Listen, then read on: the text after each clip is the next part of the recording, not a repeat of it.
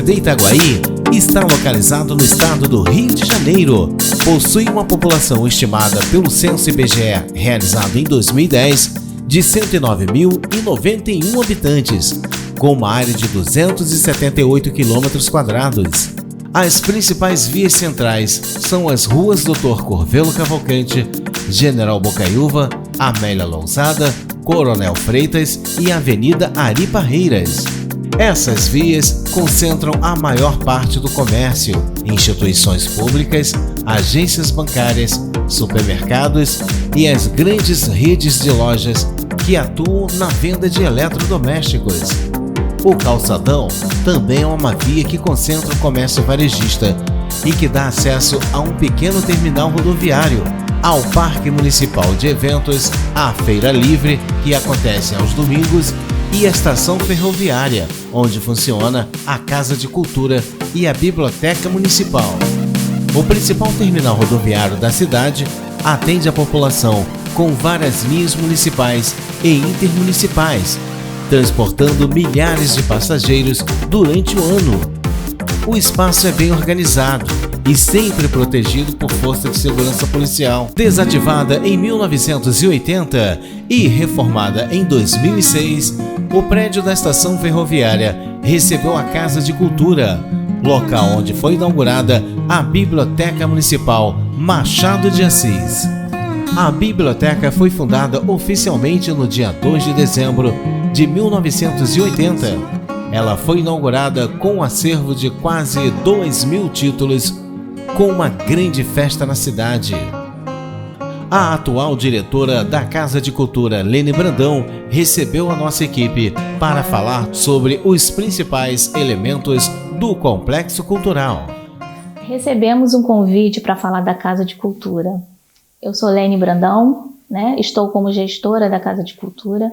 Casa de Cultura, uma antiga estação ferroviária que data de 1910 e que em 2006 tornou-se a Casa de Cultura. A Casa de Cultura oferece diversos cursos, como corte e costura, e a comunidade abraçou bastante, porque quem diria que a gente poderia fazer modelos, porque a partir do modelo, você vai fazer o modelo e produzir as roupas. Então, você vê ali uma visão de uma profissão para a comunidade, Nós temos arte e educação, desenho, pintura em tela, temos bastante procura, também, escultura.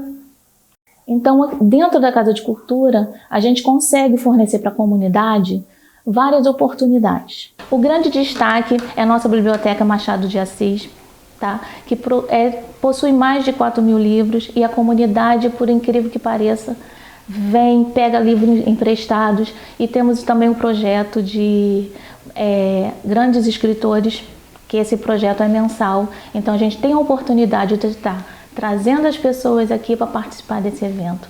Trazemos também os escritores novos da comunidade. A Casa de Cultura está aberta para os novos escritores, isso é muito importante. Vale ressaltar uma doação que a gente tem de Dom Pedro I, quando ele completou 50 anos, em 1880, ele trouxe, ele doou para a casa de leitura, que se falava na época, que não era uma biblioteca, até então, mas uma casa de leitura. Então ele doou vários livros, maravilhosos, são enciclopédias de geografia, matemática, fora os nossos livros também, que a gente tem um livro da época de 1818, que esse livro traz todas as pessoas que eram aptas a votar. Foi da época da emancipação de Itaguaí. E também o destaque também vai para o livro de 1747, que é um livro de ordenações que veio de Portugal, que tudo que os jesuítas faziam estavam baseados nesse livro. Estamos celebrando o segundo centenário da independência do Brasil, que ocorreu em 1822. Então, com muita alegria, todos nós brasileiros celebramos esta data cívica, que foi no dia 7 de setembro, mas todo este ano é um ano comemorativo, jubilar aqui da independência do Brasil. A gente sabe que a independência é um processo, ela inicia, mas ela não pode parar. E Itaguaí também é incluído aqui dentro desta comemoração, desse bicentenário da independência, porque aqui nossa cidade era um corredor para a passagem aqui do imperador, das tropas do império que iam para o sul, para Paraty, que eles descansavam, que eles paravam, sobretudo naquela fonte que tem ali perto da prefeitura, que é conservada, um marco histórico, por onde a cavalaria descansava, né, bebia ali. E Dom Pedro I, na fase da independência, ele passou também por aqui. Então, por isso que Itaguaí é um lugar, uma cidade também que entra dentro da comemoração desse bicentenário da independência do Brasil. A cidade, na realidade, começou com a fundação dos jesuítas que vieram da Europa e fundaram aqui esta igreja que nós temos. Portanto, esta igreja aqui ao lado do cemitério é o berço do nascimento da cidade de Itaguaí, ali que nasceu a cidade de Itaguaí. Ao lado sempre tinha um cemitério, algumas casas ali em volta, e a cidade começou ali na colina e desceu. E os jesuítas vieram para cá para servir os indígenas que moravam nessa região toda, que eles tinham o projeto de construir ao lado da igreja já uma escola naquele tempo, né? Eles vieram com muita cultura da Europa e iam construir uma escola, um colégio ali ao lado, né? Assim também, como eles tinham um colégio no Morro do Castelo, no Rio de Janeiro, colégio no Largo de São Paulo, colégio lá na cidade de Vitória, em Salvador, era o projeto dos jesuítas construir aqui um centro cultural. Mas, infelizmente, foram expulsos na época do Pombal de Portugal, né, por outros motivos que eu não quero entrar agora, porque a gente iria longe, mas eles foram expulsos. Foi um prejuízo aqui para a nossa cidade cultural. Naquele tempo, a gente já deveria ter um colégio de alto gabarito para a cultura do nosso povo. Mas, portanto, os padres guanelianos, eles vieram para cá e realizaram aquele projeto da escola que os jesuítas não conseguiram realizar devido à expulsão. Eles passaram aqui por 65 anos, aqui no Patronato São José, e sempre foi um colégio de muita projeção, por onde passou muita gente, muitos alunos, alunas que foram educados ali. E como a cidade já abriu outras frentes de ensino, outros colégios, então os padres já acharam que a sua missão aqui na cidade estava cumprida, devido a outros colégios também que foram abertos. Então, que eles cumpriram a missão de evangelização na cultura. Portanto, a cidade de Itaguaí é muito grata pela presença dos padres guanelianos que aqui moraram por mais de 60 anos, evangelizaram e também trouxeram a cultura aqui para a cidade. Quando eu tomei posse, né, do cargo de coordenação do patrimônio histórico, eu procurei material para me guiar. E como eu não achei muita coisa, eu resolvi reiniciar uma pesquisa. Nessa minha jornada de pesquisa, eu conheci um historiador que já havia feito a história. A monografia dele, a tese de doutorado, foi em cima da história do tetravô dele. E esse tetravô foi de um político, uma relevância enorme no município e que era inclusive amigo de Dom Pedro. Ele foi, quando Dom Pedro mandou fazer o porto de Itaguaí, ele foi um dos superintendentes do porto. Para mim foi muito gratificante, né? Porque como você, eu sou nascida aqui, né? Criada aqui, e sempre participei da vida política e social de Itaguaí.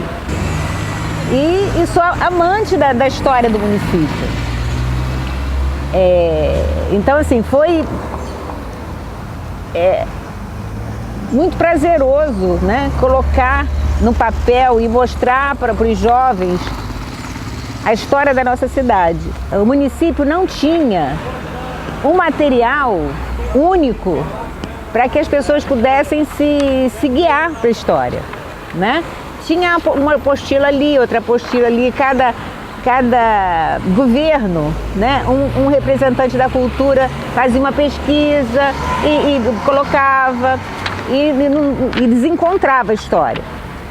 E a partir desse livro, deu início, né? Foi o pontapé de várias outras pesquisas que estão sendo feitas até hoje, entendeu? Os livros da igreja, os alunos da Universidade Rural, na época até que eu ainda estava lá, nós fizemos um convênio deles transcreverem os livros e essa mesma pessoa que começou comigo esse trabalho hoje está na secretaria, dando continuidade a esse trabalho das transcrições. E hoje a história ela está mais séria, né? Tem mais credibilidade, porque existe um livro. E esse foi o pontapé para a preservação da memória. O patrimônio material é mais complicado de você preservar. É mais complicado. Mas a nossa memória, a memória oral também, nós temos algum material guardado de pessoas que fizeram a história e que contaram a história aqui. Entendeu? Então, assim, eu fico muito feliz de hoje as pessoas reconhecerem isso, né, da história. A minha história no mundo do turismo, ela é muito interessante, do meu ponto de vista, porque ela começa no trabalho, né? Começa exatamente na prática. Foi o momento que eu estava trabalhando num hotel aqui da região, na cidade de Itaguaí, onde eu trabalhava com turismo náutico, e com 30 e poucos anos, 31 anos, eu falei assim, poxa, eu queria fazer uma faculdade, eu acho que chegou a hora de eu me organizar com relação ao conhecimento, enfim. E eu fui procurar um curso de turismo numa faculdade bacana aqui perto, né, na cidade, lá no município do Rio de Janeiro, lá em Santa Cruz, no bairro de Santa Cruz, que foi a Faculdade Machado de Assis. Tenho muito orgulho disso, porque lá eu encontrei muitos amigos. E aí, trabalhando com turismo náutico, com lancha, passeios, etc., eu descobri que o mundo do turismo, que é voltado para a gestão, é um processo em 360 graus. São muitas informações, muitos conhecimentos, por exemplo, como gestão hoteleira, turismo ecológico, turismo de negócios. E eu fui vendo isso tudo e entendendo que todas essas informações, todos esses conhecimentos poderiam ser praticados na nossa região enquanto eu pudesse, como profissional, adquirir esses conhecimentos e usá-los, né? Tendo essa capacitação, esse entendimento de conhecimento, quando eu encontro Itaguaí de outra forma, de outro olhar, com um super potencial, no meio de um cenário cultural, ecológico, interessantíssimo, porque é uma cidade que está entre o mar e a montanha, né, e as serras, com um contexto histórico muito forte, por exemplo, com o advento de ser caminho da passagem do imperador Dom Pedro I para fazer aí o famoso Grito do Ipiranga, e junto atualmente nas comemorações do bicentenário da independência. Então Itaguaí está num contexto muito propício a negócios, a poder desenvolver trabalho, poder receber pessoas, poder ter ótimos hotéis apropriados para receber esse público do cenário nacional, do cenário doméstico, a gente chama de turismo doméstico, assim como nós temos também as ilhas da nossa região, com uma Bahia fantástica, sem falar do porto, né, do porto da nossa cidade, que é um dos principais portos do Brasil. O que falta hoje em nossa região é ter um entendimento que políticas públicas direcionadas para esse setor, para que haja, né, desenvolvimento, tem que estar sempre acontecendo ano após ano. A gente não pode retroceder. E o que me atrai em saber é que existem profissionais, existem muitas pessoas em nossa cidade interessadas, assim como eu sempre fui, em dar continuidade a esse desenvolvimento. Então a gente precisa de políticas públicas oriundas do Estado, né, de captação até do governo federal, mas principalmente do âmbito municipal, que a gente possa trazer esses projetos para que se transformem em programas, né, por que não, para que dê continuidade a esse desenvolvimento. Principalmente a questão do turismo de negócio, onde a gente tem muitas empresas aqui na região desenvolvendo trabalhos e os hotéis que possam recebê-los. E principalmente que a gente possa capacitar as pessoas, os jovens, nunca esquecer deles, para que essas pessoas esses profissionais estejam sempre aptos e preparados a dar continuidade a esse desenvolvimento. Itaguaí é uma cidade muito rica, muito interessante no que diz respeito à logística, e a gente não pode perder esse caminho, essa continuidade. E que venham outros 200 anos.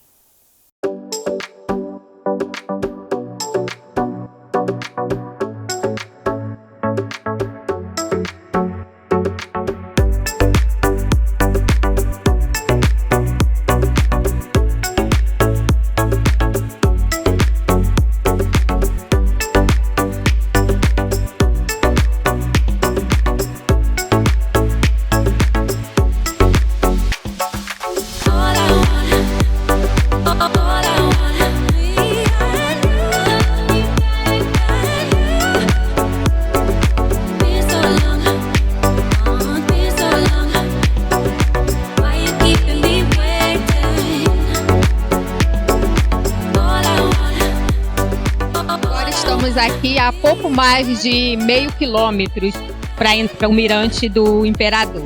Daqui a pouquinho a gente chega lá. Na próxima entrada nós vamos mostrar para vocês coisas maravilhosas, paisagens maravilhosas. Então vem com a gente.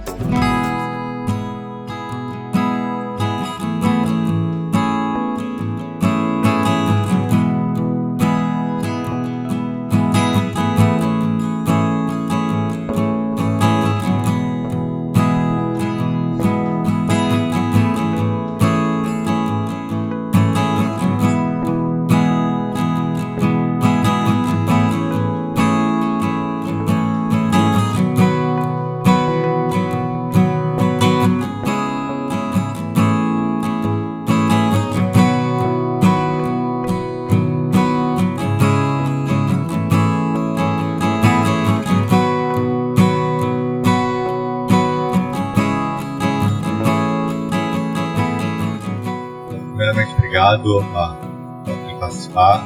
E é muito importante a nossa história. Nós temos aqui a Estrada Real, a Estrada do Ouro, que era a principal estrada na época do Império para chegar a Minas, chegar a São Paulo, para transportar todo o ouro do Império e se passar por aqui. Então, é um fato histórico da nossa cidade. E em comemoração ao bicentenário da independência, a cultura, a Secretaria de Educação e Cultura, através da prefeitura, a gente não poderia deixar de fazer essa atividade. Após a decadência do ouro, começou-se a questão do café, né, que é chamado famoso ouro negro, onde se passava por aqui. Quando se inicia a estrada da calçada, logo à nossa direita, tinha o antigo chamado armazém molhados e seco, que era onde todos os viajantes, um campeiro, um mineiro, parava, descansava, abastecia e passava por aqui. Então a nossa cidade é uma cidade histórica, tem muito a acrescentar. E a gente não podíamos deixar de passar pela Queda do Imperador, fazer todo esse trajeto maravilhoso na nossa cidade, um ponto turístico e cultural.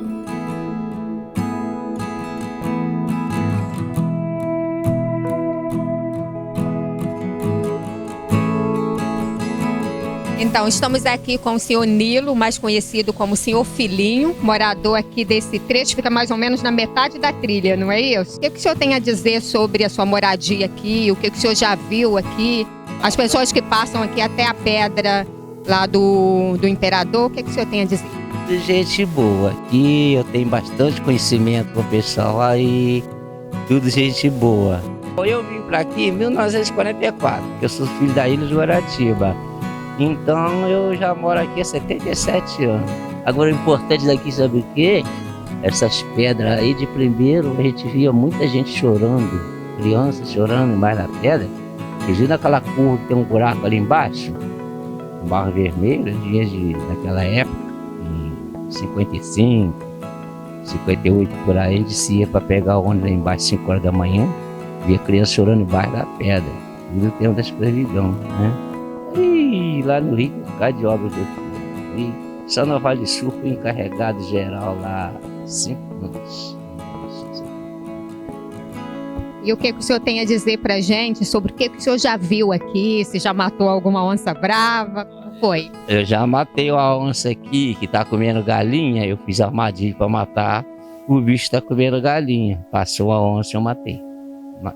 Mas só que eu fiz armadilha. Hoje eu não faço mais armadilha, não caço mais.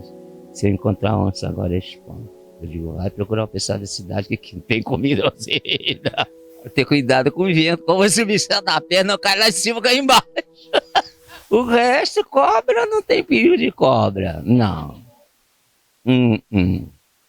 Chega de falar.